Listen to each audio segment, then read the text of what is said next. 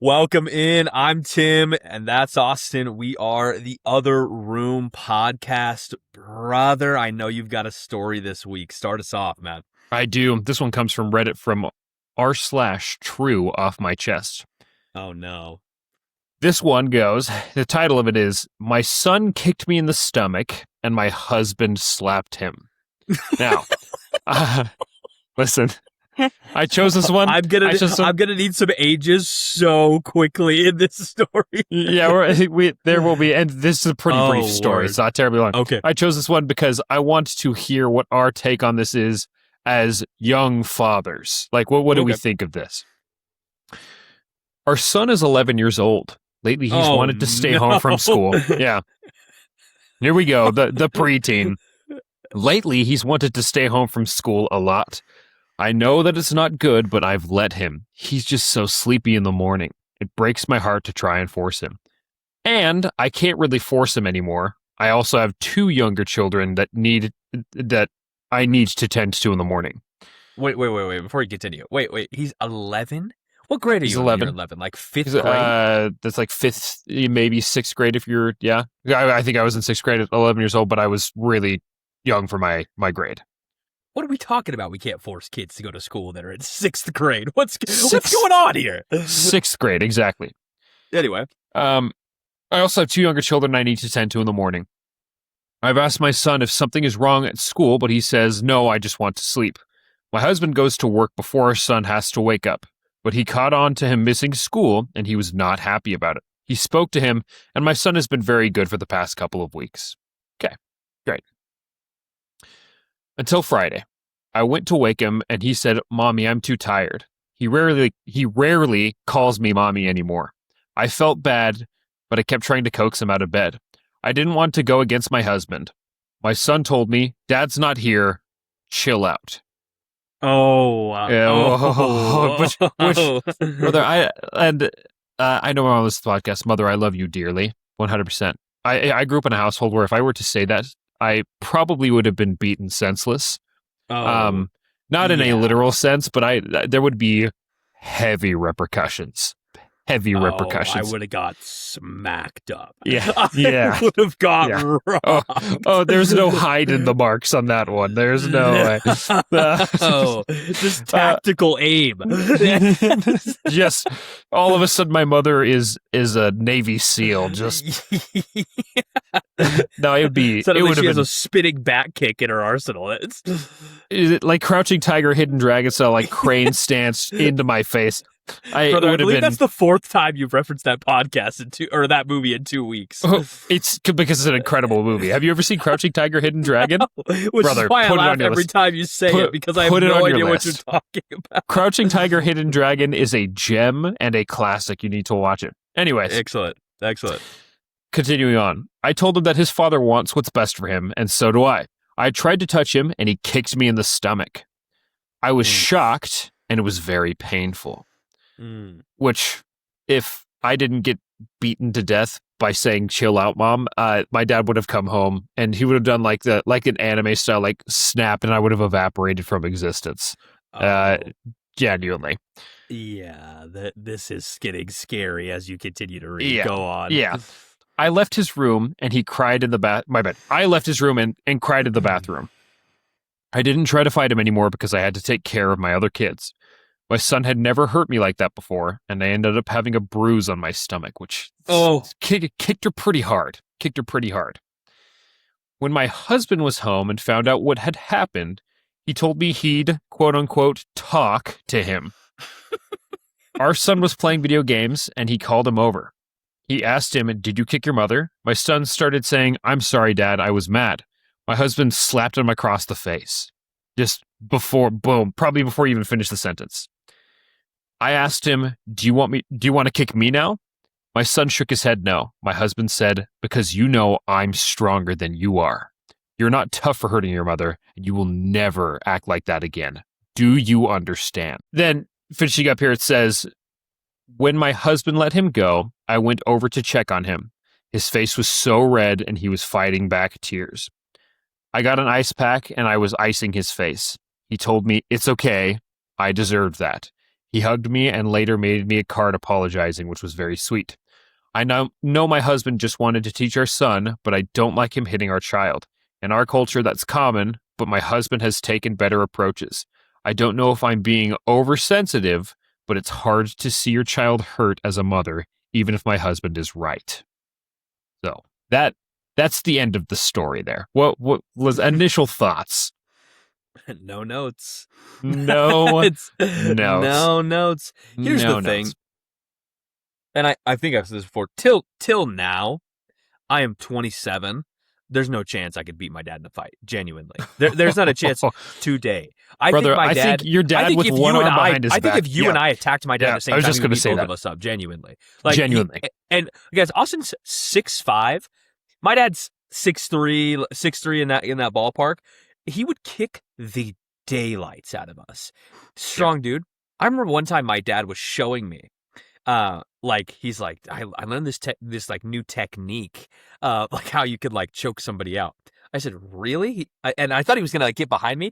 He was like, yeah, do you want me to show you? And I was like, sure. And he just with one hand roots towards my face and like pinned my nose with like held like a pressure point on my face. I saw stars. Like immediately, I was like, "Oh!" And he was like, "It works." I was like, "Oh!" I never felt so assaulted in my life. And he just like I wasn't in pain. He just literally grabbed me, and I was like, "That's all I could think of when you were reading that story is." I might have just gone black and woken up somewhere else if like that. If I ever even thought of hitting my wonderful mother, I might have woken up in a dungeon. Yes, specifically with your father, you probably would have woken up underground in a coffin.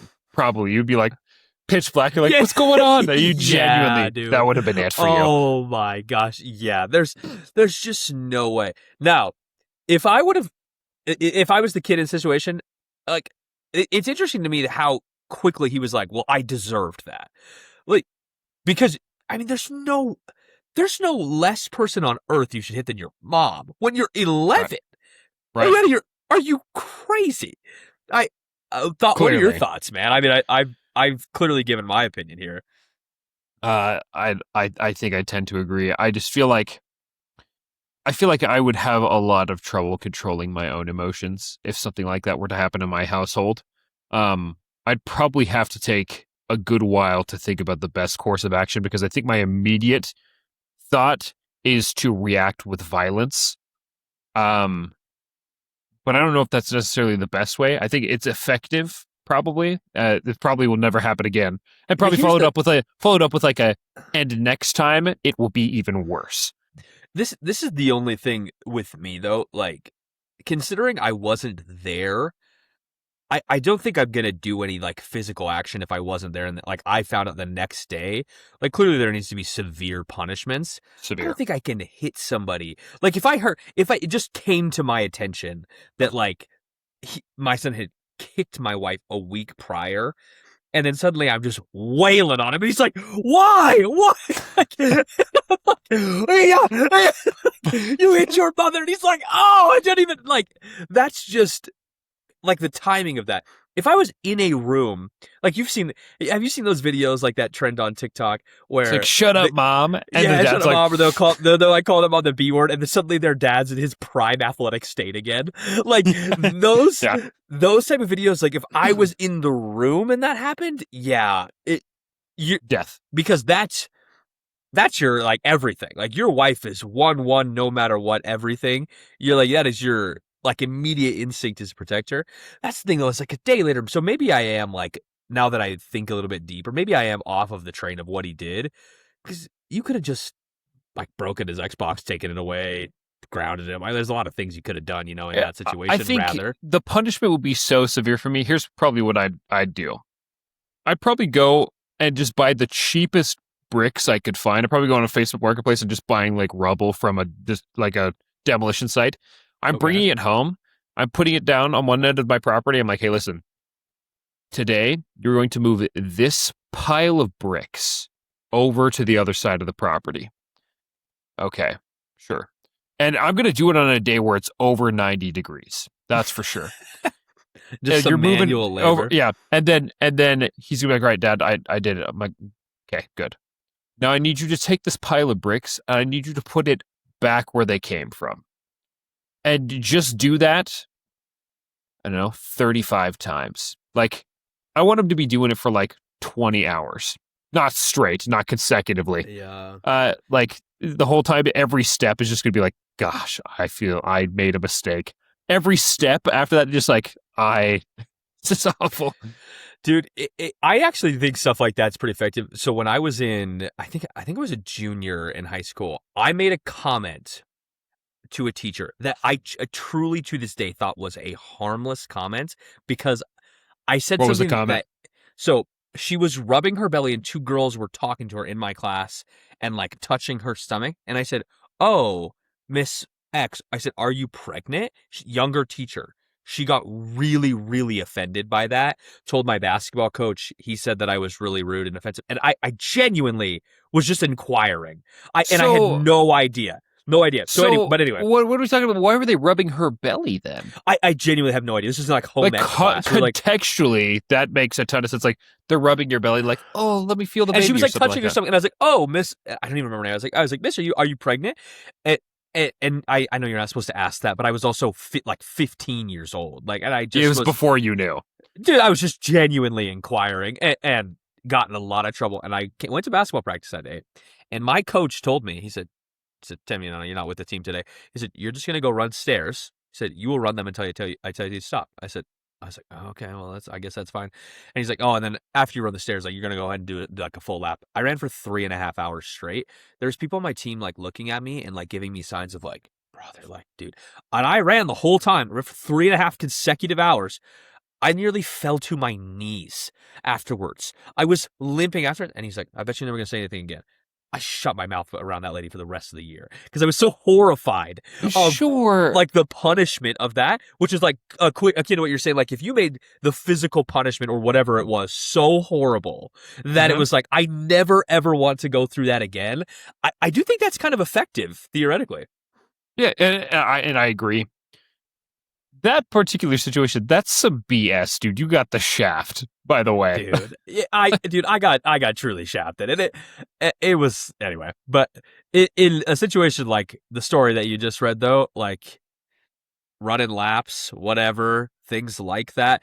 The thing is, though, for me, you kicked your mother. Is running laps enough? I don't even think it is. Or like physical labor, like that just seems like Yeah, it's not enough. like you really got to pay. Like it's gonna have to be, like I said, some intense physical labor.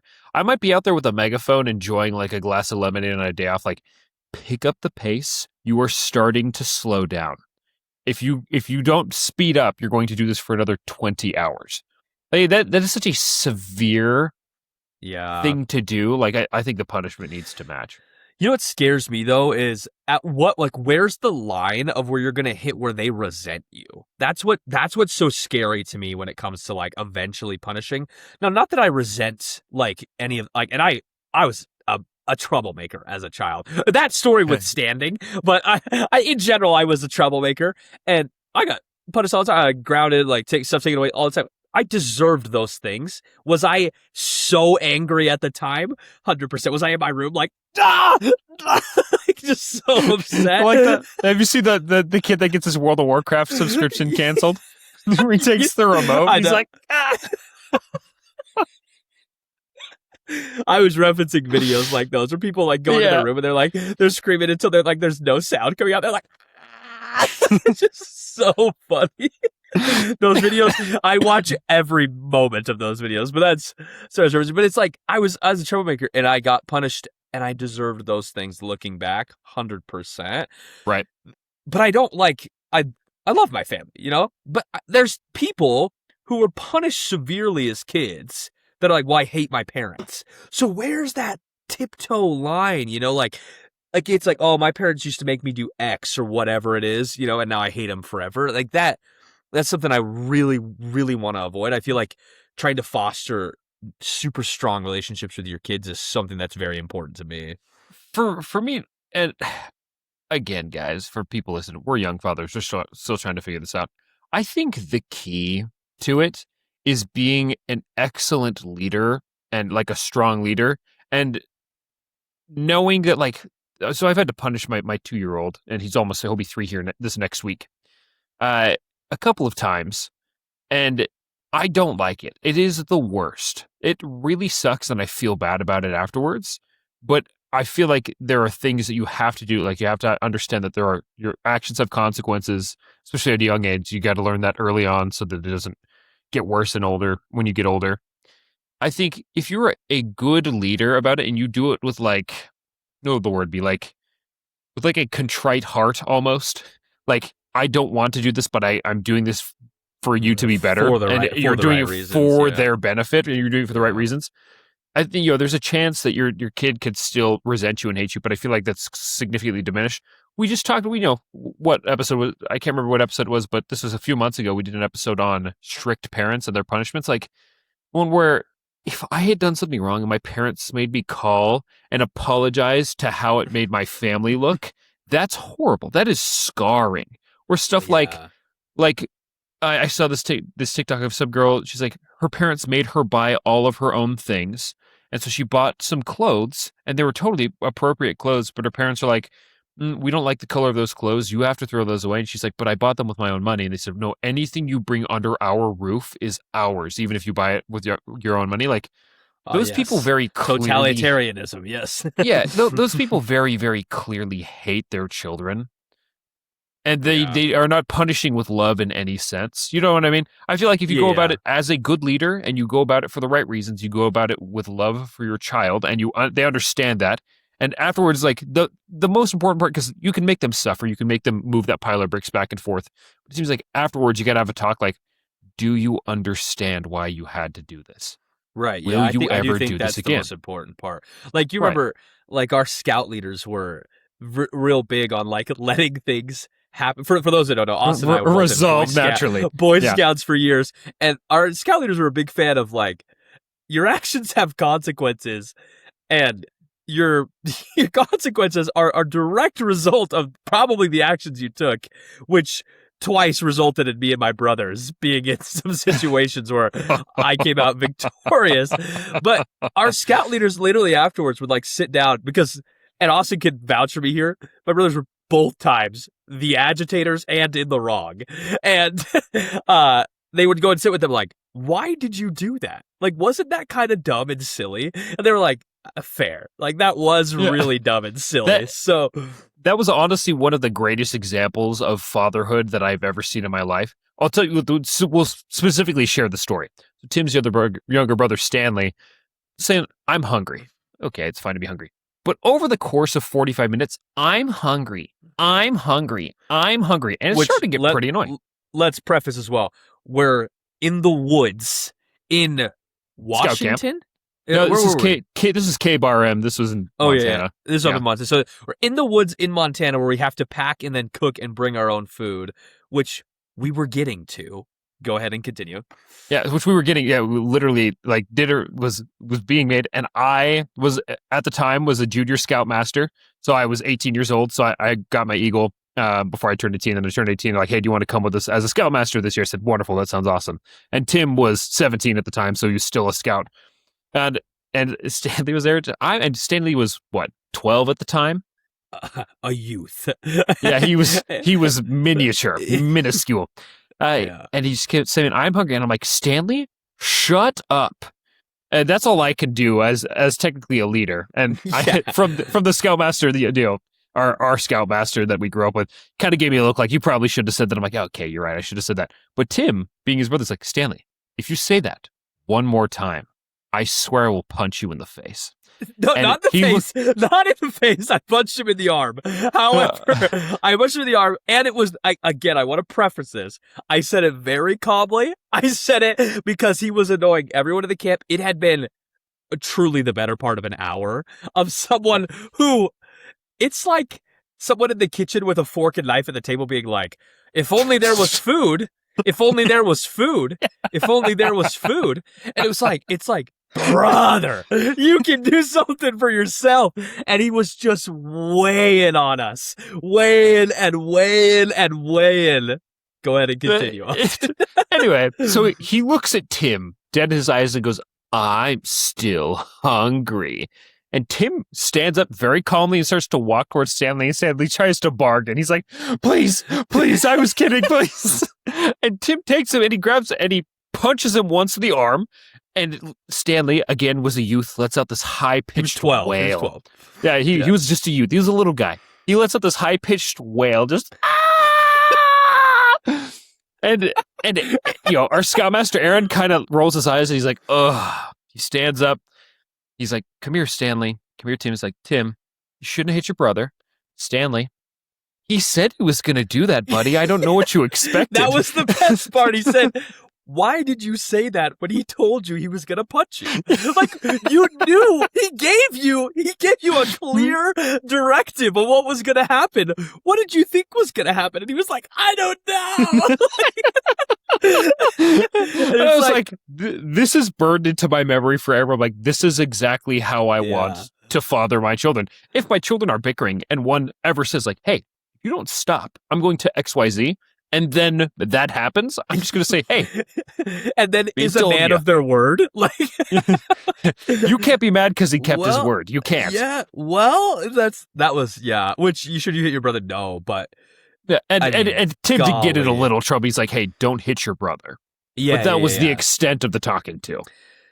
Yeah, because, man, I think he was weighing on Aaron as well. I mean, he was being horrific. But, yeah, that is, I agree. I actually did take a lot of, like, advice from, like, scouts. And we had great leaders, truly. Like, Aaron, wonderful leaders. Corey. Some of the best years. Really good examples of, like, especially, it's a good environment as well to be out in the woods where you have to provide for yourself and just make things happen and be like, hey, guess what? No one's having fun. So don't be a bigger problem. Except we actually were having fun. Do you remember that year? So our Scoutmaster, he worked for Border Patrol and he gets all this military surplus. And the rules are like, you cannot sell this military surplus, but you can donate it. So he would donate it to our scout troop. And he got like this radar canopy, and we had the worst campsite. They're like, there's the guys from Shelby. Our campsite was garbage. We had like almost no tree cover. Bad. We had a little bit. And Aaron's like, well, let's set up this radar canopy. And we set it up, and by the end, everyone was coming. He made it better too because he told the younger kids, like, here's the thing. They do flyovers at the camp. But if we're under this radar canopy, they can't really see us. And the kids were like, you're lying. He's like, that's what it's for. And they were like, yo. And so they were way more motivated to set it up. So we've got the most motivated, like 12 to 16-year-olds. Like, get up the canopy. Get it up immediately. Yeah, it was great. Rad.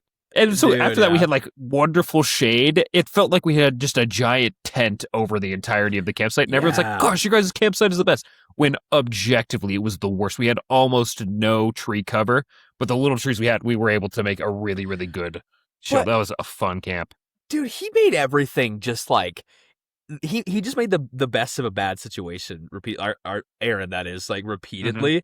And I remember, other kids from these like huge groups would come and be like, bro, this setup is sick. We'd be like, sorry, this place is on lockdown. Sorry, don't you see the radar canopy? Like, we're just like kicking people out. Yeah, man, that is, it's funny, and it's too bad that I guess like there's been some controversy among the scouting program, in the last couple of years, like, and whatnot. But truly, some of the most fun we ever had, and not to reminisce too deeply here. Pause. But Austin and I one time, we were both like co-leaders on this 100-mile hike. And I just want to reference again, making it was a 50-mile hike. It was a 50-mile hike. But it was into a 100-mile hike. But it was 50 miles as the crow flies. So from point A to point B in a straight line over the mountains, it was 50 miles. But it ended up being like, it was legitimately like an 87-something mile hike. It was crazy. It was forever long. And there was one night where we were preparing peanut butter and jelly sandwiches for everyone. And we were going to eat last because that was our like responsibility. And we make all the sandwiches and we served everyone and then ran out of sandwich bread. However, there was tortillas. And for whatever reason, these were the sweetest tortillas that any man had ever touched. And after hiking 20 miles in a day, food is different. Dude, and we lathered up these tortillas and we were kind of putting a show. We were like, Oh wow, ladies. Oh wow. And you just see chatter start to form in the camp. They'd be like, dude, are they eating peanut butter and jelly on a tortilla right now? Like, can they even do that? And we're like, oh, and they were like, well, hey, we want some of those peanut butter jelly tortilla. You guys got the bread. Like, that we're left with the scraps over here. And then they'd leave away. And we just, oh wow. Oh, these are so delicious. And it started some true controversy.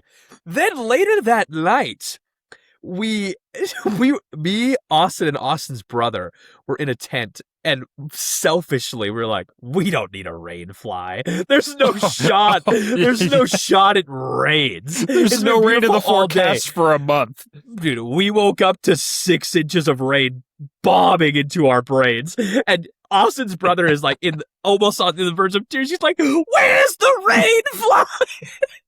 As we're drowning actively. And we come out, and I just see this same scout leader watching us like, pretty stupid you guys didn't put that rain fly on. As we're clamoring to dry our tent and put our rain fly on. And that's just kind of how it was, man. Like, he would just, like, in the morning was like, if I were you guys, I'd put that rain fly on more often. Like, you bastard. And who had his rain fly on and was prepared every night? That guy. Because he always did the right thing. Yeah. So dude, unfortunately, he was prepared and very wise in his delivery. Yeah. We're like, you got us. True. And I say that to say he was just a great example. And because he was, that sticks out in both of our heads. And we're like, gosh, maybe we should just do the right thing preemptively, or maybe we should sit and wait and we'll reap the benefits. Like, we just learned a lot from someone that was a really good example. And I guess, like, now relating all the way back to the story, probably waiting and then taking the time to be like, how do I best execute this situation, rather than just walking up and open palm slapping an 11-year-old is the better way. If it were to happen right in front of me, it would take the hand of God to try to get me to not do it. I seriously, I feel my knee-jerk reaction would be to just front hand, backhand. Oh, yeah. Are you ever going to do this again? But if I had a day to think about it, probably would think of a better way. But 100%. In the end, it would have been also a much worse punishment. You know, getting slapped is like, this sucks, but it's instantaneous. Well, no matter what, though, I think you made a great point of, like, there needs to be a deep conversation about rights and wrongs and why all of whatever is happening is because you made a silly little decision to do what you did. Right. Yeah, absolutely. I was going to read some comments, but pretty much all the comments were like, you need to, so she put in the comments she got in a fight with her husband and she was upset with her husband. And a bunch of people were like, you need to apologize to your husband because what he did was the right thing. Like, again, yes, he did the right thing punishing his kid. Did he punish him the right way? I don't know. You decide. I think we kind of talked through it and kind of our thoughts there as well. So yeah, interesting. Yeah, man. I've got for my, and that's so we do like post of the week. That's Austin's post of the week. I've got the big. This couldn't be a bigger left turn from what you just did to my post of the week, but that's what you're here for. And so let me read my post of the week. Can all the crazy girls comment the most insane thing they've done? Need to know if I'm chilling or I should be institutionalized. No. Hold your tongue until I read this first one. Hold your tongue. Every year I unblock him and text him Happy Father's Day. And then I block him immediately again. He's been trying to hold on. He's been trying to reach me for 3 years. There's no baby. That's insane. That's crazy. That is the most infuriated, like hey man, I'd like you to vote as well. Institutionalized or just crazy? Because I mean, these people are admitting they're crazy, but this person should be institutionalized. That's insane. You're faking a baby, gaslighting this guy, and you've been doing this for 3 full years. This is marked in your calendar. Yeah, that's you need to be institutionalized. Clearly, you still care for your ex. If you're going through that much effort, you clearly still care for him. Next one here. And this again, I'm going to read the prompt again before all these. Can the crazy girls comment the most insane thing they've done? When I got divorced, I still had the Sleep Number bed app on my phone. I would randomly, in the middle of most nights, sit the bed all the way up or fold him like a pretzel, depending on my mood that day.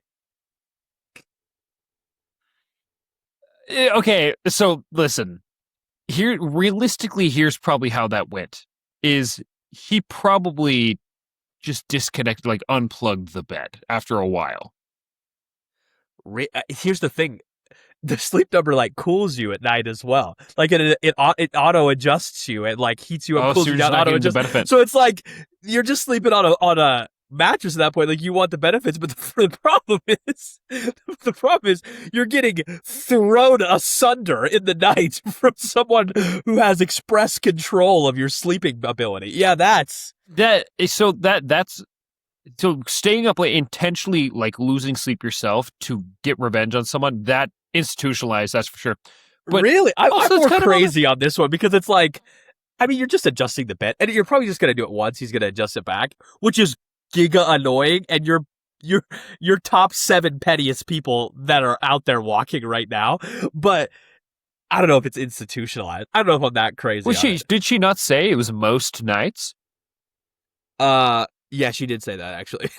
So that's what I'm saying. Like, if it's one night, like I just happen to wake up in the middle of the night, I'm like, let me cause some chaos. Here's the thing. I feel like if you were going out of your way, like you're losing sleep to get back at someone, that's pretty freaking crazy. You know what I mean?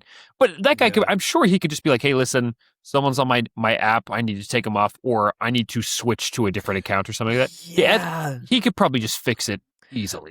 I do think he has some blame in that as well. All right, next one here. I had a personal bonfire. I burnt his birth certificate, social security card, every family photo and document that I had. This man didn't legally exist anymore. Institutionalized. Are you kidding me? Are you double serious? Institutionalized? What?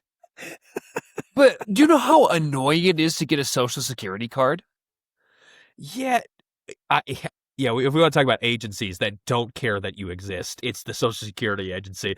But yeah, dude, that's just brutal because the one time you need to, especially because I can't imagine he knew about this. The one time you're like, oh, you need my birth certificate, let me go grab it, and everything's gone. Like, I don't know about you, like we put our stuff in like a burn box just in case, like all of our stuff like that, and I would be rocked if I went to the burn box and it's all gone, and then ironically it had been burned. Oh, I would be devastated. Like you open it up and it's just ashes, and you're like.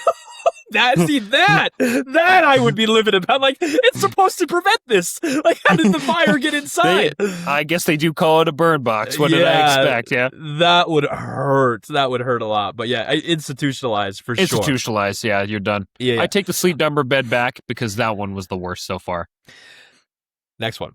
He broke up with me, so I courted, dated, and slept with his landlord. His rent was raised expeditiously. Can you imagine getting a notice? Like, I imagine that had to have happened within like somewhere between 2 to 4 weeks. Like, hey, bro, yeah, I got to charge you like an extra $600 a month for rent. I'd be like, why? Like, where's this coming from? And then you're like out of the town one day and you see your ex-girl with your landlord.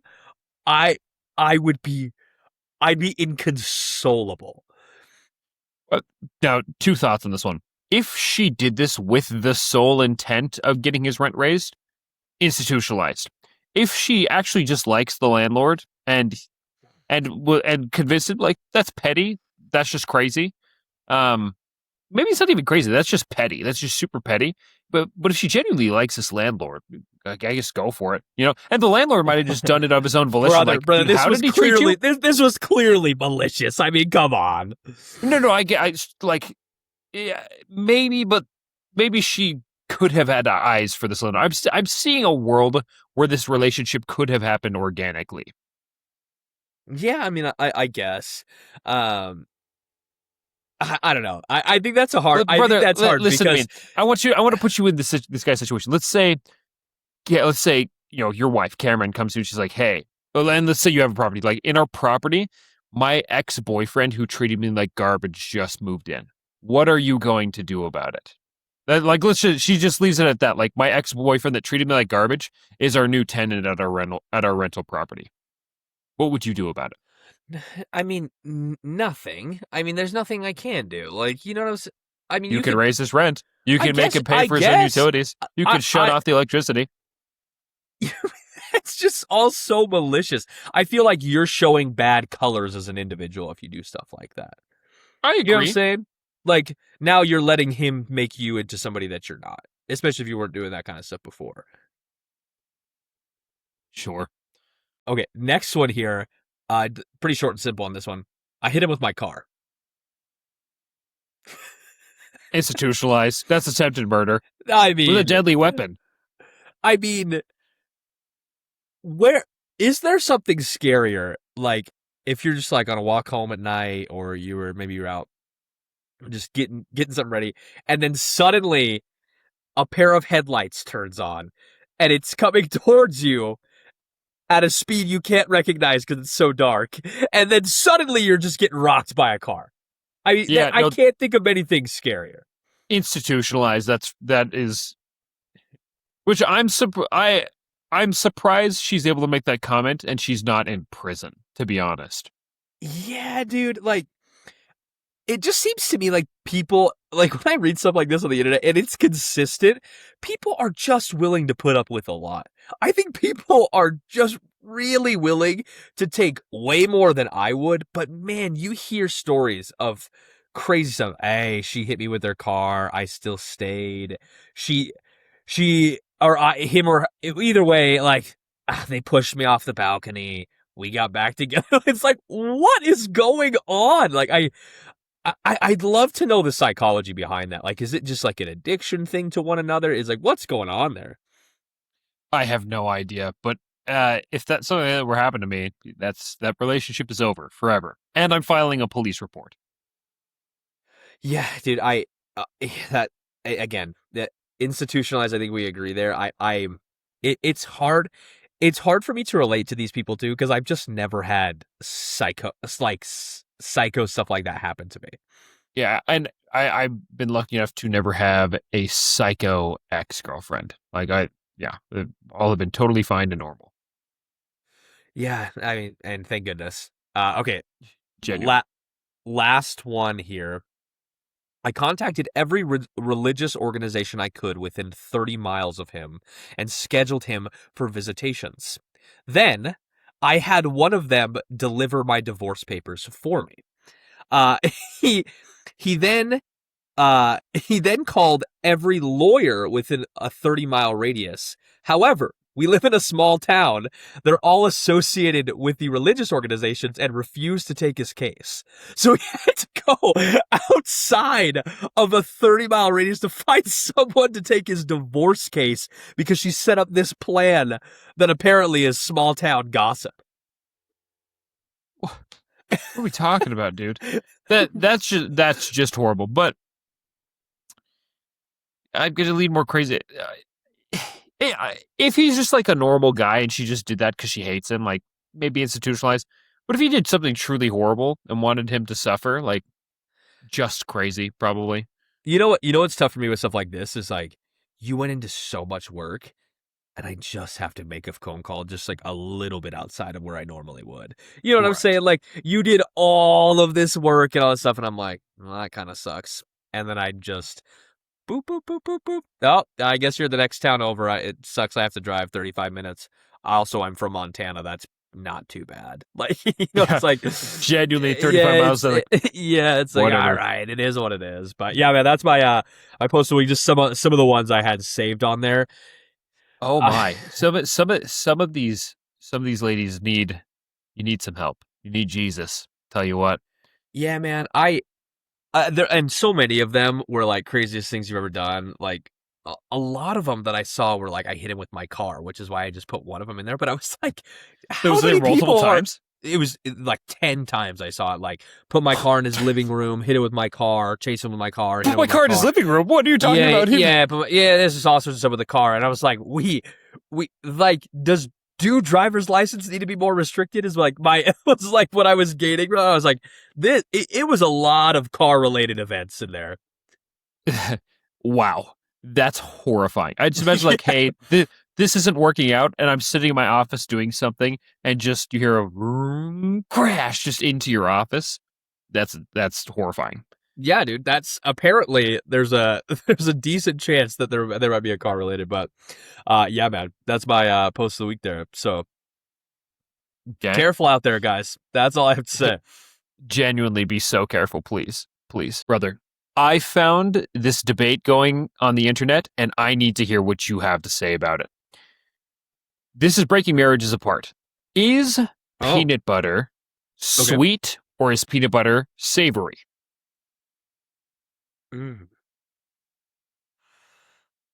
Sweet or savory? This is tough. Yeah, listen, I have thoughts. Okay. I believe peanut butter to be savory. Listen, chill. I can see the torches and pitchforks. That's fine. Okay. My argument is that if it were sweet, it would not pair well with jam for a peanut butter jelly sandwich. Right. Yeah.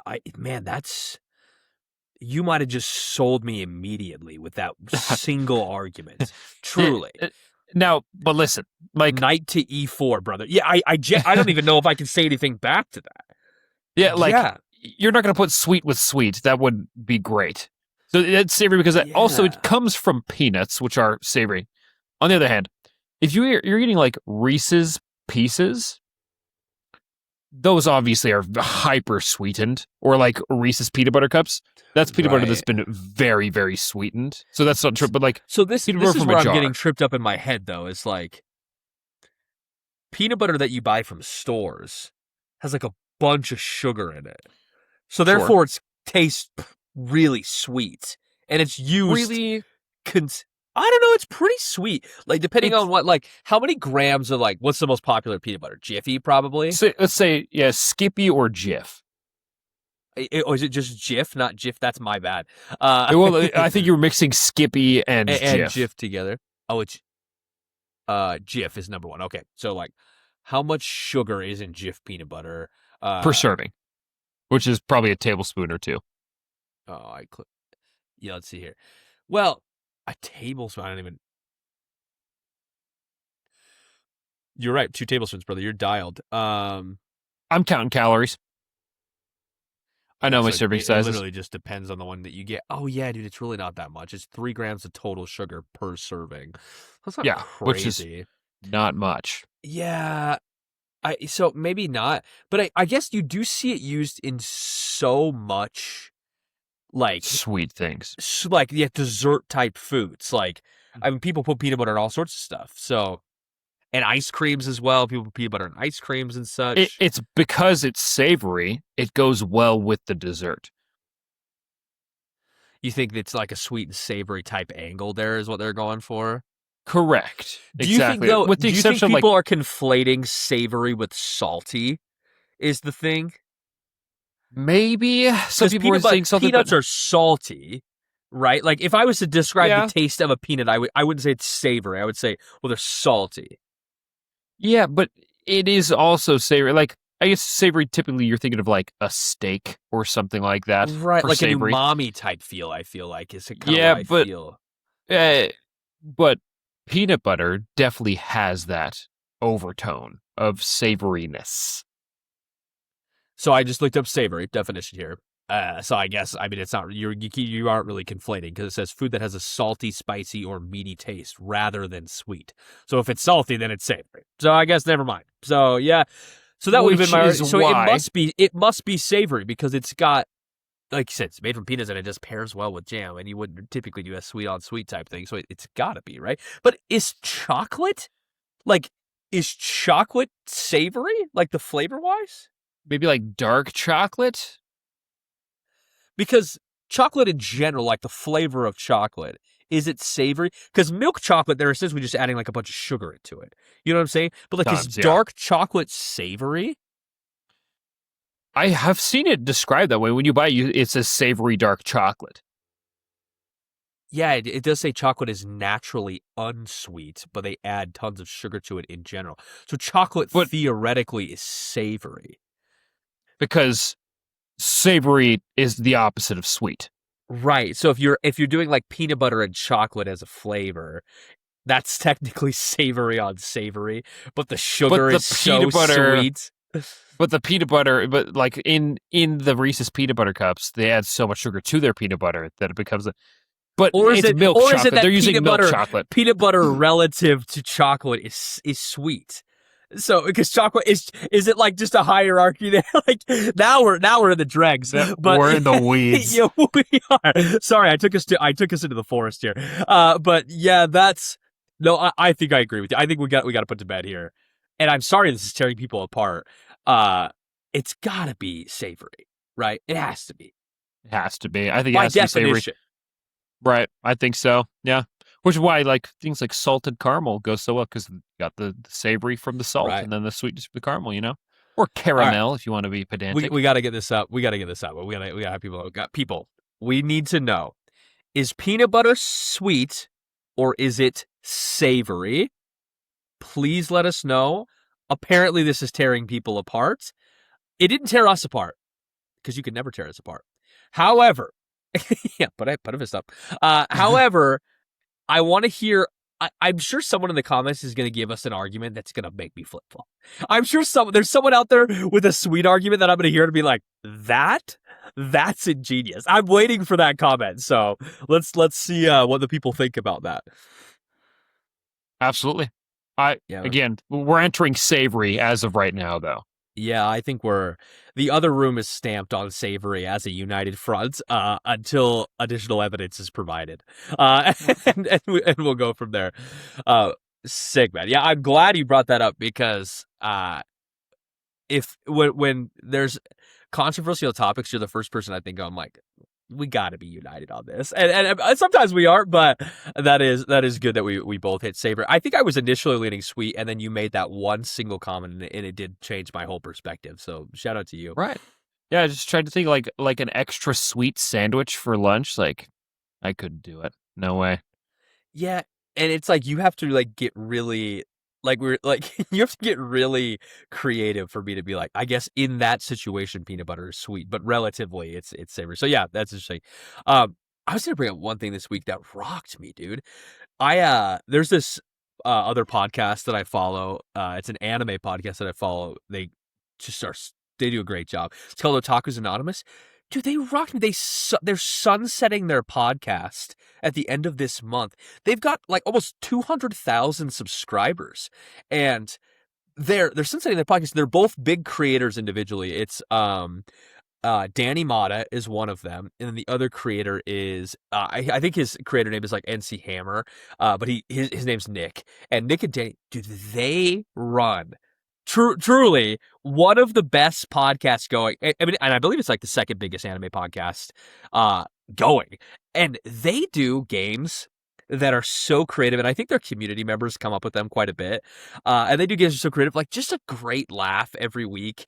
And I really look forward to their content. And then on one of their Patreon videos, they right at the start of the video, they were like, "Yeah, we're gonna be sunsetting the podcast." And then Nick says, "So anyway, we're gonna get the episode with that in your that taste in your mouth. Hopefully you can have a good time." And then they just go into a regular episode, like it cut like that was like pre-recorded, and then it went to like a regular episode. I was devastated. I was absolutely devastated.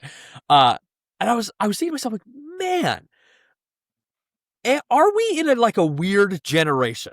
Weirdly, where like your like favorite streamer is gonna retire, and it's gonna feel like what a TV show ending used to feel like. Like I like or took like a step back.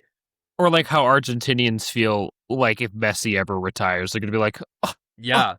Yeah, I mean, it's gonna hurt them. That's gonna hurt more than anything. But yeah, right. dude, I literally was like, dude, one of the people that I watch weekly streamer wise or YouTube content wise, I guess, is just, I mean, retire, and they called it a hiatus, which could mean anything.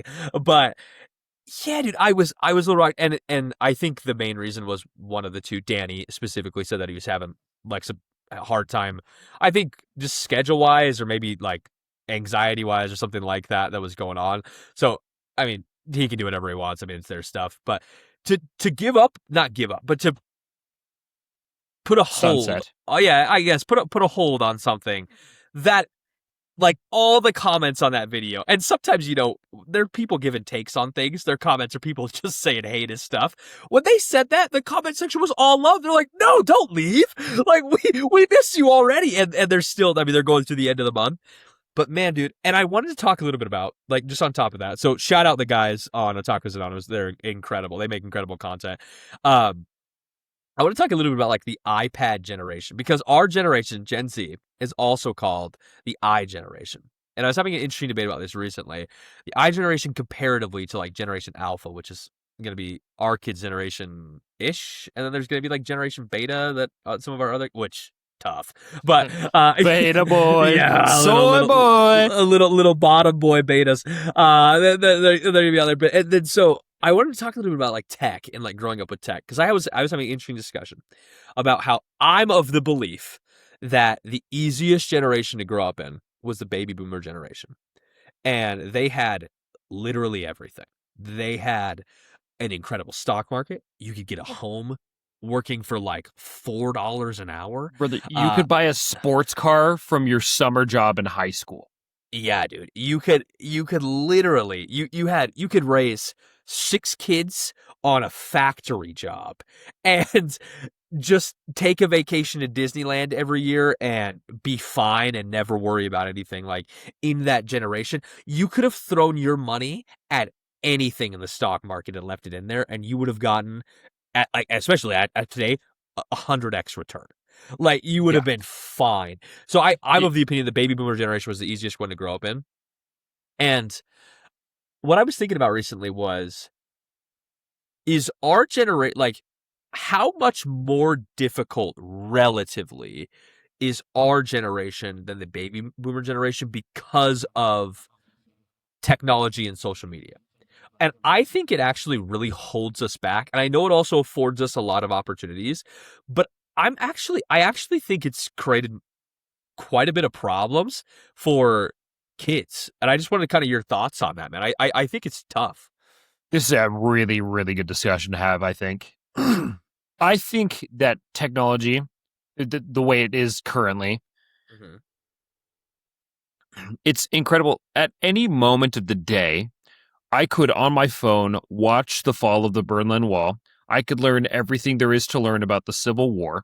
I can learn, hey, what's the gestation period of a chipmunk? Like, I could know all of that knowledge at my fingertips, whereas before, you go to your uncle and he's just going to BS some answer, or you have to go to a library to figure it out. Right. Genuinely. We have all of this knowledge at our fingertips, and oftentimes we just use it to look at memes, and a lot of people in our generation are just hyper addicted to porn. Just genuinely, like, those two things, like, we have this wonderful thing that could be used so well, and people are just addicted to it.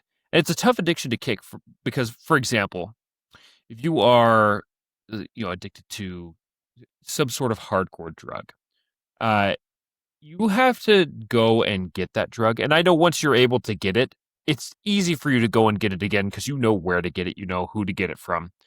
But you still have to make a point to get up and go out and get that drug. Whereas if I were to be hyper addicted to my phone, or like there's many men and young men specifically in this generation that are very, very addicted to adult entertainment on the internet. It's like an alcoholic walking around with a bottle of Jack in his pocket all the time. At any moment, you could pull that up. You have some kind of temptation. You have that kind of urge to, I want to pull up whatever I want. I want to pull up some adult entertainment. I'm sitting in Ross waiting for something to happen. I could watch whatever I want right now.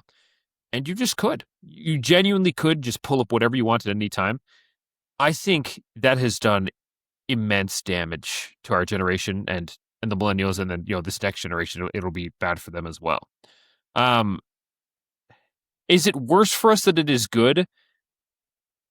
I think so. I think it's been a net negative. I think I read a study saying that Gen Z, or is it Gen Alpha? Gen Z is the first generation to be dumber than their parents. Yeah, that's sad, man. And a lot of that is probably just because they're grown up on iPads and their attention span is nuked. I think it's probably worse. What's tough is, like, I wonder if there's any like studies or like data that suggest the opposite, because obviously technology evolving isn't a bad thing, but it's what you use it for that is a bad thing. Like, yeah, I mean, Right. having Exactly. having having a sword back in the day like wasn't a bad thing because it can hurt people, but it had evolved into like a gun. It evolved into things, and then those like that can create more and more problems as it gets worse. But it could have also been used for other things. Let me give you a better example. Like TNT, right, was used for like mining and things like that, and like developing roads and whatnot. And then eventually it was used to make like very significantly like bombs that could hurt people and such, right? But Warfare, it's yeah. about what you use it for, like which its original intention was like very developmental and like very used for infrastructure and all this stuff. So it's interesting to me, and I pulled up a stat here. So, and I mentioned $4.60 back in the day. That actually would have been a pretty high paying job in 1950. So the average salary in 1950 was $1.40 to $1.60 an hour, and the average family income in that time was $3,300 a year. So, and I brought up the number 460 because So it was I'd three seen that thousand three hundred dollars in 1 year. in a year, because the average Okay. hourly pay was $1.50 to $1.60, somewhere in that range. If you were making $4.60 an hour back then, which again would have been well over the average, but if you were, that's the equivalent of $63.74 an hour as in 2026, right? So you're making like crazy amounts of money. And if we look up like what 160 an hour was, like comparatively, like to today, that's $22.17 an hour. Like that's CNAs make that. You know what I'm saying? And That's they can't. good. They, and but well, it depends. I mean, $22.17 an hour nowadays is pretty rough. Like in terms of if you want to do like a lot of things. If you're a single Right. person, like Yeah. it's hard. Like rent's so expensive. Like relatively rent rates. So that's why I'm like, I feel like the best time for opportunity that was like that baby boomer generation, and we're like so disadvantaged because we have all this new technology and all this stuff, but it hasn't really afforded us more affordable and better lives comparatively. And there, I've seen a graph that productivity in your average worker has gone up exponentially since Yeah, the I'm 50s, sure. but wages have not kept up at all. Like No. with computers, one person is able to do the job of like six people in the 40s. If you're working in some job where you're doing math equations and stuff, you're sitting at a desk all day writing everything out longhand. Let's say like an accountant. One accountant could do more nowadays with Excel than a team of accountants could back in the 40s. You know what I mean? We have What? all this excellent stuff. Yeah, right here it says like the cumulative inflation uh over the from 1950 to now is 1,286%, bro. Like it's Mhm. so bad. And I agree with you. I feel like, I mean, on average, with the more technology and more information available and like modern medicine on all of these things, you've got workers who So are healthier real and quick, live longer. Go ahead. so inflation's gone up over 1,000%, but what? So what's the average wage nowadays? Let's take a look. What is the average in 2026? So for full time workers, it's $65,000 a year is the average. It seems like, um, but that depends a lot. So it says if your age is 45 to 54, you make about $74,000, $74,600 annually. Younger workers, 16 to 24, make between $31,000 and $42,000 annually. So like depending on which bracket you're in, you're making way less money. And then obviously, I mean, there's like lots of people who bring that average way up, I'm sure. But like, yeah. So it's like, so for $65,000, what is that hourly like? Are we like somewhere like Uh, 28-ish dollars an hour, right? right 30? around there, I reckon, ish. So that's kind of where it is, which would be the equivalent of like a high paying job, like I said, $1.50 or $1.60 was the average wage back in the day, and families were able to get like whatever they wanted. And I talked about like if you were making 460, you were making $63 an hour back in the day, right? Which would have been like a crazy job. Like so, it's Right. what's now the average would have been like a really high paying job back in the day relatively. So it's just, yeah, you're right. Like it hasn't kept up, and it's just too bad, man. Like I feel bad for this generation because I mean, like the larger conversation I wanted to have was is like the I know we grew up with iPads and iPhones and like all this stuff and whatnot, but it really doesn't seem like it's made that much of a big difference on society, like overall, like No, relatively. Like like our quality of life doesn't seem like it's significantly better. I agree. yeah, I would argue like like childhood is way worse. And I the reason I also brought this up is I've been seeing some clips of like 90s childhoods, and I've been Yeah. thinking to myself like, man, I need to give my kid like a 90s childhood because they show like this was back before corporations like muted all their colors a lot and things were really really bright, and there was toys and kids were playing outside, and there wasn't like TVs on and iPads on, and there was just people were biking places like within their neighborhoods, and it was like they were like called like building villages, right? Like in your whole neighborhood, like you could everyone could travel. It was like really safe. There wasn't like as much child trafficking, kidnapping like back in the day that people were afraid of. And man, it just sucks. Like to me, like because you'd think with improved technology that it would get better over time, but it largely at least feels to me. I like excluding medicine, which has clearly improved significantly. Like it hasn't made that much of a difference in terms of quality of life. Right. Yeah, it's I wonder if there will be some kind of resurgence for that though, because I know like a lot of my friends, hi, you included, like as far as screen time for toddlers, it's very limited. Like maybe we'll do a little bit every day, or maybe like if you do something really good, then you get a little bit of screen time. Whereas before, like Gen Z, it was kind of a our kids are being rambunctious. Let's just give them an iPad, and you get these kids on iPads at the movies or in a restaurant and stuff like that. I wonder if there will be kind of like a resurgence of like, hey, listen, I know the damage that it did to me when I was that age and I had an iPad. I don't want my kid to grow up that way. Do you Yeah, think I there don't will be know. more or less? I'm more honestly, I think, because this is the problem is nowadays because everything's so expensive. Typically, you've got multiple parents working, or a parent working from home and a parent working in an office, and you got if you and I mean obviously the birth rate's way lower, but if you do have kids, they have to do something, and a lot of times people just like give them iPads or distract them that way and whatnot. And I don't blame anyone for doing that. And like if your kid has a high screen time, I really don't, but there needs to be a referendum of some kind. I remember growing up, and like I said, I'm 27, Austin's 28. That I'm 29. semantics. I do turn 28 eventually here, but so I remember growing up, and we really didn't watch like when I was a little kid a ton of TV during the week, but Saturday morning we were dialed on that TV. We were waiting for Billy and Mandy and Avatar: The Last Airbender and Samurai Jack and like just like these shows that like once a week you were watching and you were so gassed. And there was never like my mom ever breathing down our neck being like, well, if it isn't the boys who've watched 6 hours of TV today, we're like, we're catching up, Mom, please. Because it was like once a week, but all the other times and all the rest of the day, we're out playing, having fun, going to friends' houses, figuring things out, like imaginative wise. And it really wasn't until I got to high school where, like, you got a phone and you were texting girls and stuff. But even then, it wasn't like, maybe we were playing like Flappy Bird, but that's not like, it's like that's crushing your mind. Whereas kids nowadays have a controller in their hands and they're playing Minecraft and they're doing motions I've never seen anyone do before in my life. Or like they're playing, what's the other one? Like Fortnite. And you see like how quickly some kids can build like on Fortnite and like they're on the Building's top of the map. crazy. And it's like, that's insane.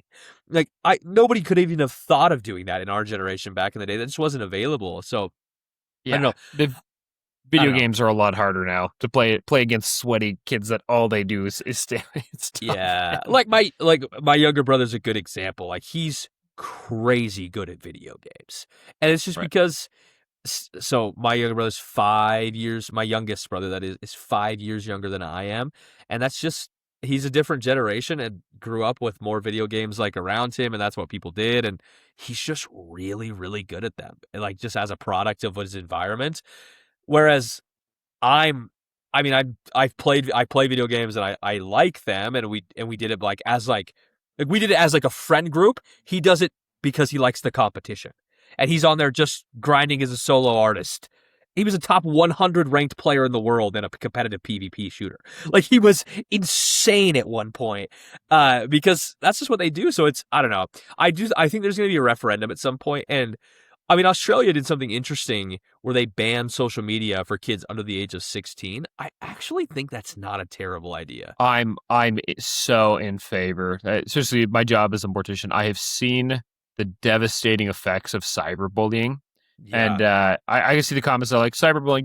Just close your eyes. Like you should be able to go home and interact with your phone and go on social media and see things and look at memes and stuff without having people berate you in your own home. That should be a safe place where you can do what you want and people can't. I've seen at this point three uh, children, yeah, I'll call them children because they were under the age of 15, unfortunately take their own lives because of the immense pressure that they felt in their own homes due to cyberbullying. Yeah, and I don't know about you. I remember when so I got a Facebook account. My parents wouldn't let me get one. And this was pretty common like around where at least where I lived. Pretty much everyone it was like once you're like 14 you can get a Facebook account, which is around when I got one. And it was like, "Oh yeah, like you need to be a little bit older so that you can actually like understand kind of what you're doing and when you're 14 you're like a freshman in high school, right? And that's how you communicate with your friends. Like Facebook Messenger was all the rage for sure for like a while there. And now like kids have Snapchat and they're like 6 or 7. Which And is horrifying. yeah, Snapchat. dude, which it's like sometimes I'll hear like a younger conversation, like if I'm like going to get like I'm ordering food somewhere, like getting a drink, and someone's like, "Hey, snap me," and I'm like, "Bro, I couldn't even imagine using Snapchat anymore. Like that's crazy. Like it, I it like blows me away." it makes me physically recoil that like there are people that are entering the dating pool as adults, presumably looking for, a spouse, and they're just like, "Hey, I really like your vibe. What's your snap?" Yeah. Brother. Just ask for their Which, phone number. Come on. dude, but we were in that. Like, that's the thing is, like, I just thought that would have gone away by now. Like, I'm shocked Snapchat still has as much motion as it does. I I'm remember not. asking for people's snaps and doing that and like doing all that stuff. I do, but for whatever reason, I just like grew way out of Snapchat. Like, and I know some people who like them and their wife Snapchat each other or like vice versa or whatever. It's like, oh yeah, we Snapchat each other. And I'm like, cool, but like you could just text each other too, like, and which is my preferred method of, and maybe I'm weird and different, but I am surprised it has as much motion as it does still. I'm just not surprised because it is designed for things to go away permanently. Like if you are a teenager and you want to send promiscuous photos, which a lot of young kids are. I was shocked to find out that my little sister, when she was a freshman in high school, was getting pics from guys, and they weren't even doing it on Snapchat. They were just sending it in text message, which is crazy town. Sending pictures of their junk Unsolicited to her, pics. unsolicited pictures of their Yikes. junk when she was a freshman in high school, and I'm like, what are we talking about? And that's the appeal of Snapchat is like, yeah, I can do this. I can send something totally stupid, and then it's gone forever. Yeah, I guess, but like Allegedly. I Yeah, and then feel they got like that I lawsuit. I know they were like, well, you Yeah. have all the cash, but what I'm just interested. Like, I don't know about you. I feel like there was a progression, at least, and this is again our timeline. It went Facebook to Instagram to Snapchat To to Vine. no, to Yeah. texting. I'm talking like communication methods. Like Oh, yeah, it yeah, yeah. was like Facebook Messenger, and then it was like you slide into someone's DMs on Instagram, and then it was Snapchat, and then it was like texting, and then sometime like maybe somewhere in there. And I got into the TikTok game late. I know some people like because TikTok has like the same thing, like a messaging system and whatnot, and some people like message on TikTok or whatever, but it's like that's a little bit niche. Then it like never like evolved anywhere for me behind that. Like I'm a huge call and text. Everybody uses calls nowadays. Like I'm a huge call or text guy. Yeah. I'm just surprised that there's not like what's the new communication app? Like Facebook Messenger, Instagram, and texting and Snapchat were like the big four, and it seems like that hasn't changed. Yeah, that's probably maybe X, the everything app, could be. I No way. But I have no idea. All of my communication nowadays is exclusively phone call, text message, and email. Like I'm on the big three, and honestly, like Break back email. Sorry, boomer takes. Boomer takes. email. Email. Telegram. No, seriously, I just don't feel like I'll ever go back to that. And maybe that's just boomerish of me. I just can't see myself ever like DMing someone on Instagram. You know? And let me give you an example of something I'm glad, like technology wise, that's improved. And I talked to some of my patients in cardiology about this. Do you know what party lines are? No. So party lines back in the day, you would be like, if there was like 15 houses on a street, you would all share the same phone line. And so if I hopped on the phone, if my neighbor and I was talking to someone from like the town over, if my neighbor just opened their phone, they would just hear my conversation. And on there, because the line's busy, but it wasn't busy like beep, beep, beep. You know, it was like you've just joined into the phone call. And so you couldn't make a phone call until the person on your line was done calling. Because you all shared a party line, right?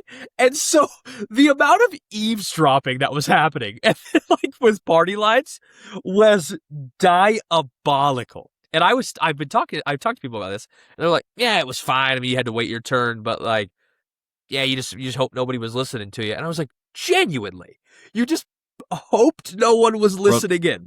Let me paint a picture for you. Sally Mae from a couple blocks over, you think she's really pretty. You want to ask her on a date. You pick up the phone, and people in your neighborhood are like, oh, dude, what's going on? They're going to listen to your phone call. You call her to ask her on a date. You're like, you dial the number, ring, and then her dad picks up. Her dad picks up, is like, hello. I'm like, is Sally there? Who is this?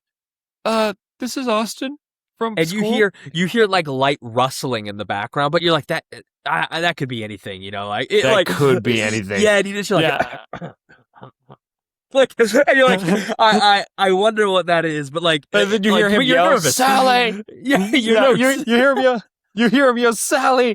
And she comes down, she's like, oh, hey, how's it going? And all the people in her neighborhood are listening too.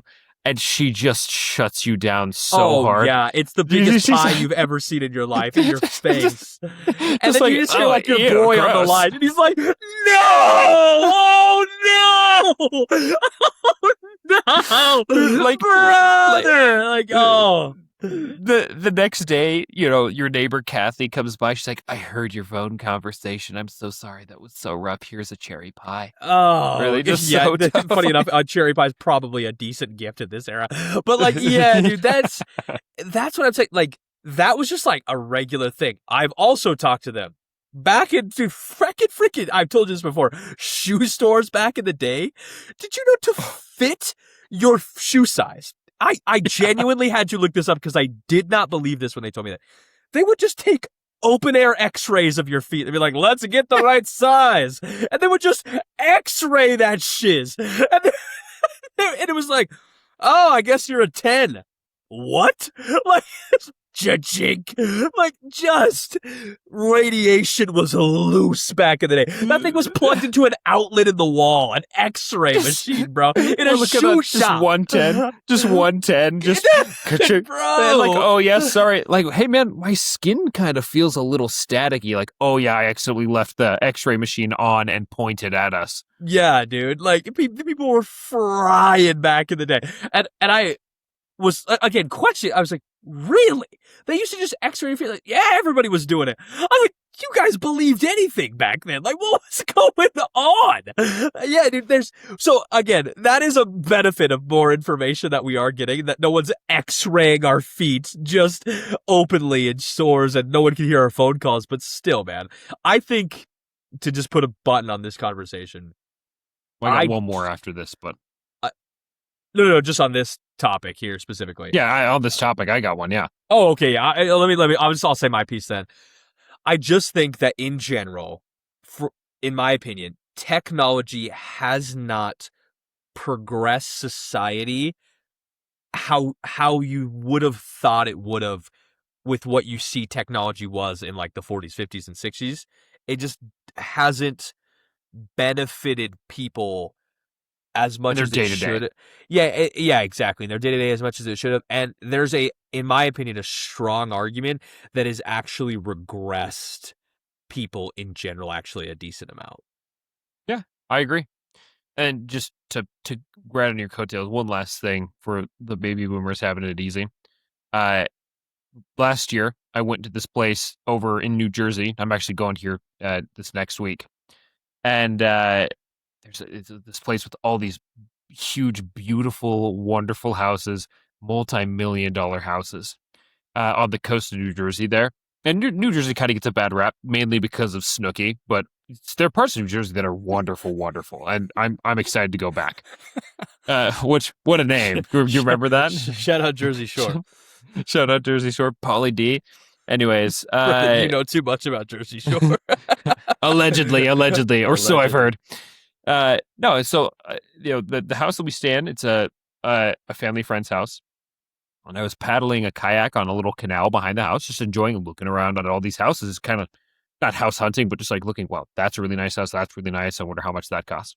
There's a guy who's on his back, like bulkhead area, and I was paddling by, and he waved at me, and I waved at him, and he says, "How's it going?" And I just started talking to him. I stopped my kayak, and I'm just talking to him, and he's like, "Oh, where are you from?" I told him from Montana. We talked a little bit, and I said, "Hey, is this your house, or are you renting?" He said, "Yeah, this is my house. My wife and I have lived here for about 10 years now." I said, "Oh, it's a wonderful house. If you don't mind me asking, what did you do for work to be able to do so?"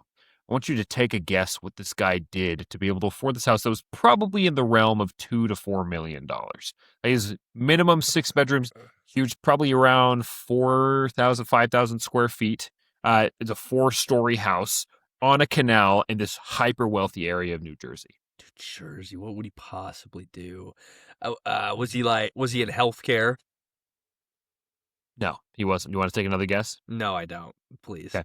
He was a mailman, and his wife was a stay-at-home mom. Yeah. I was like, awesome. Right? Cool. Right. And kind of, talked to him for a little bit longer and said goodbye and paddled away. I was like, a mailman. Again, and his wife was a stay-at-home wife. I'm going to say it for the people in the back. The easiest generation to grow up in was that baby boomer generation. And they love to hate on all of us. And again, one more thing. They themselves believe that they are the greats and have benefited everyone. And I feel like that is a pretty common take of baby boomers, is that like that they laid the foundation, which again, they come off of post World War II and then go through like Korea and then the beginnings of, I think their generation ends in 1964, so like just before Vietnam and all that. But like, well, their generation ends in 1964, so yeah, they went and they were fighting in Vietnam. They fought in Vietnam because they were of age to fight Vietnam. Right, yeah. So I mean, then they go through, but like, just their generation, I believe, is like 1940 to 1964. That era was, you just had it made, bro. You genuinely. 1946, I believe. 1946, like 1964. You had it made. And then also, slight stipulation here. You had it made, and this is also, before the civil rights movement, really, before and during. So if you were born, well, it's before civil rights, the civil rights movement, right? Because the civil rights movement was in the 60s. Like the late 60s, so like 1968 is civil rights movement? I guess the late 60s. So that generation ends right before the civil rights movement there. So like, when was it? Things were still pretty bad for several demographics. You were right, by the way. The civil rights movement ends in 1968. It actually starts in 54. So they were there. Yeah. So they lived through the civil rights movement. So like, when we say that it was they were racist. They were racist. They were super racist. And still are. Yeah, bro, facts. Like that's I agree. And they're like they're super judgmental in my opinion. And not only that, they're stuck in their ways, bro. They're like, oh, back in my day, this is how things should have gone. Back when FDR had us on the straight and narrow. And I'm like, all right. Like, I guess, dude. Like, I was making $6 an hour. I had 12 children. Never heard me complain. I'm like, all right, brother. Like, I get it. I hear it. Because your rent was $80. Yeah, a year. Like it's like yeah, which is hyperbolic, but still. But anyway, we'll move on for the boomers. That Austin and I have strong feelings about. And then, dude, we got a game this week, right? I do have a game this week. So last time we played this, we failed. So first time we won, second time we failed. I need to redeem myself. We're going to play connections again. I have a list of 10 words. We have 15 words to guess. So I'm going to name a word related to one of the words on the list. Tim has one word to guess that word.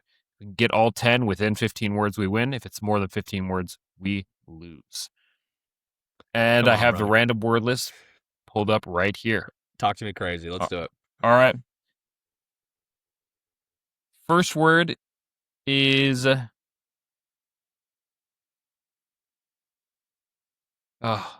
a couple ways I could go with No, this one. jeez, are we starting off The, rough the, here? yeah, this one's gonna be a little rough. We'll say Sure. Australia.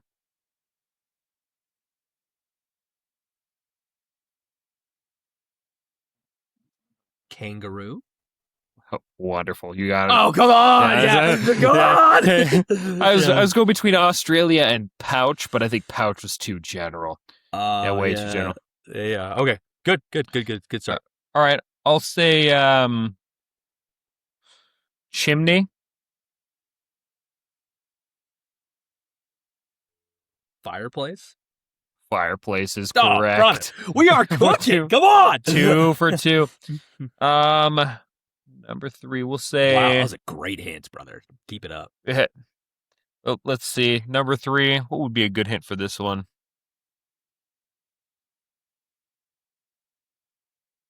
Um,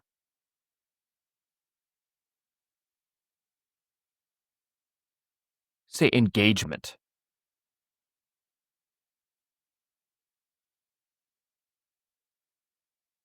Wedding. No. Frick. Uh, Say engagement with the first word, and then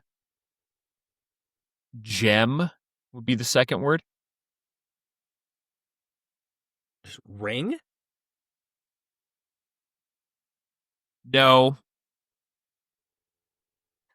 Um, Oh no. yeah, you probably know. Um, Okay. so engagement, gem, and then sparkly Oh, diamond. diamond is the one. Yeah, Frick. I see like diamond ring. When you said ring, so that's 3. We're burned 3 there. Geez. Frick. Um,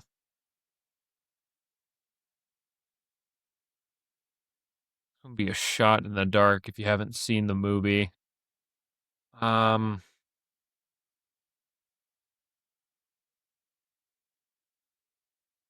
Yeah, this is a we rough we one need to do here. pretty well here on this back half. This is a I don't know. Diamond taking this Uh, is a nightmare. uh, I probably should have picked easier words here, but I thought we'd be able to get through that. I honestly didn't know diamond would take us 3. This one, let me say Atlantis. Oh, jeez. This could be anything. Um,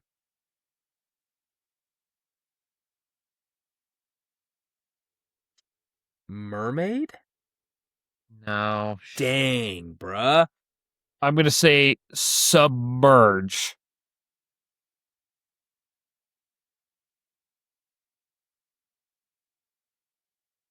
Okay. Or submersible. I guess it probably would have been a better one. Atlantis and submersible. Brother, I'm not sure I know where your head's at here. Oh man. You've got me really confused. Like ah, is it exploration or explore? No. Oh, dude. You have me. I don't know where you're going. There's like several pieces of media I want to reference, but I don't know if you've ever seen or read these pieces of media. Well, considering And we're currently nowhere, it seems like you might as well try something. say greyhounds. Like the bus? Shot. Um, Greyhounds. Yes. Is it like divers? No. So Dude, we lost. yeah, I don't We even know lost. where you're going, bruh. The word was submarine. Oh. I think like I was like, oh, Atlantis, like he'll get it in one, like from the movie Atlantis, because they go But down in the again, but I submarine. wouldn't associate Atlantis with submarines. I was Like thinking Atlantis the movie itself, Atlantis. I understand, but Atlantis itself has nothing to do with submarines, you know? I was thinking that because you're right, like when we talk about the movie Atlantis, because we Right, both love Atlantis the the movie. Lost Empire, which without saying And that, I just thought you meant the city of Atlantis, like the fictional city of Atlantis. yeah, Allegedly and then I fictional. said I shot in the dark was Greyhounds because it's a movie Well, about and you said submarines. when you said submersible, I never thought it could be submarine because those are like the same exact thing. Yeah, yeah. This was like I thought it was anyway. When you said submersible, I was like, oh, so like a submarine is what you were like. That's the clue. So I was thinking you must be like searching down there, like in a submarine. That's why I said exploration. Dang, dude, we weren't even close. No, that was the worst one yet. Dang. The next one, we'll just go through the next one just in case. Well, just give me some hints. I mean, see if we can get through them. All right, number 5. Your hint is flapjack. Pancake. That's pancake. Yep. Number 6 is haunt. Ghost. Correct. Yep. Okay. Number 7, bruh. vines. Vines. Yep. Vines. Grapes. Correct. Oh, wow. Dang. The next one, this will be tough. I'll say electron. Nucleus? No. Small. Oh, geez. Like particle? No, I guess I could have thought about these longer. I just rapid firing because we already lost. Gee, we never had a shot this week. My gosh.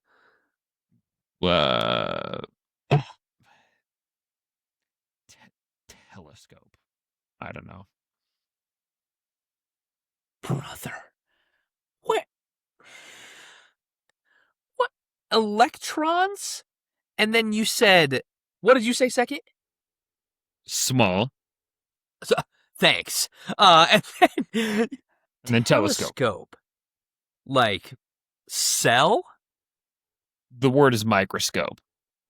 Brother.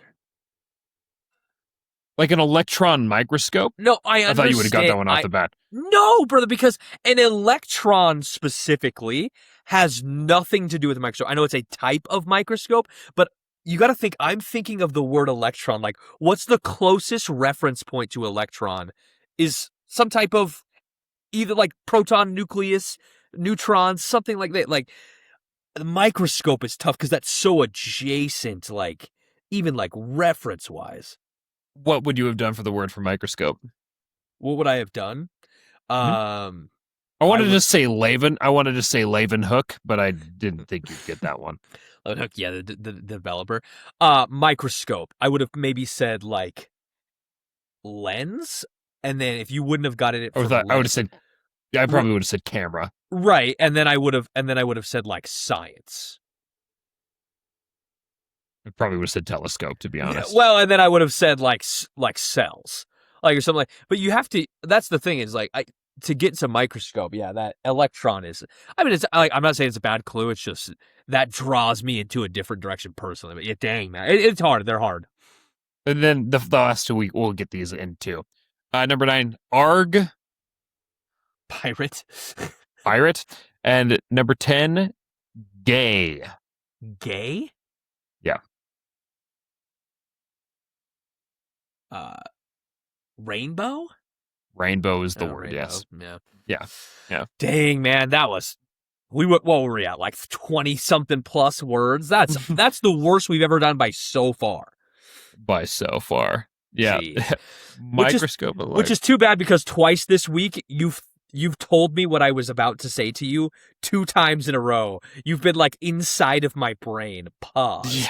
Yeah. Like, and that's too bad. But anyway, yeah, wow, what an abysmal performance. But let's charge it there, brother. Great episode. We're cutting this that week. last portion. I feel horrible. No, we have to show people how bad we did because it was so terrible. But yeah, great episode this week, brother. Yeah. I've got nothing else to say. I genuinely have nothing else to say, brother. What post your yawn do you have to say to me? Nothing. All right, y'all. Thanks for coming out this week. See y'all. Peace.